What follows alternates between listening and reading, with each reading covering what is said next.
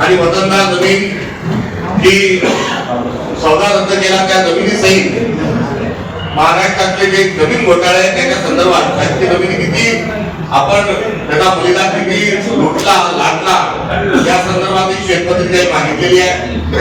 कायदा व सुव्यवस्थेच्या अनुषंगाने देखील या अधिवेशनामध्ये चर्चा होईल अशी देखील आमची मागणी आहे.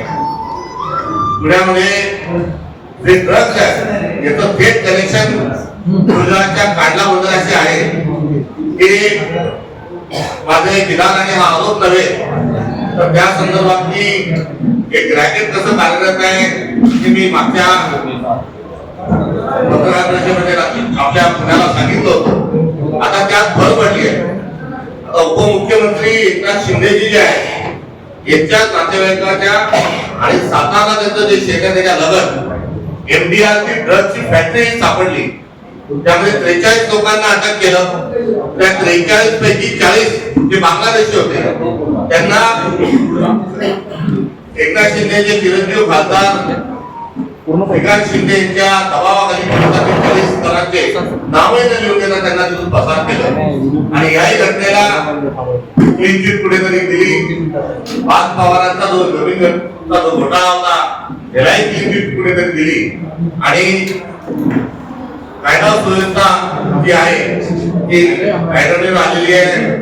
या अनुषंगाने या अधिवेशनामध्ये चर्चा व्हावी अशा प्रकारची या अधिवेशनाच्या पार्श्वभूमीवर आमची मागणी आहे. सोबतच काँग्रेस सातत्याने ऍक्शन मोडवर आहे. पुणे महानगरपालिकेमध्ये आम्हाला अपेक्षेनुसार या ठिकाणी जागा मिळाल्या नसल्या तरी माफक यश मिळालं त्याचा पुणेकरांना आम्ही धन्यवाद देतो. मात्र ते देत असताना सर्वात मोठा विरोधी पक्ष म्हणून आमची जी महाराष्ट्रातली भूमिका आहे ती साकार केला नाही. त्यासाठीचा संघर्ष आम्ही करू. पुणेकरांच्या ज्या समस्या आहेत त्यासाठी आम्ही आंदोलन आणि आक्रमक स्वरूपात होऊ. कुठेही आम्ही दबावाला बळी पडण्याचा तर लांबलापर्यंत प्रश्नच नाही.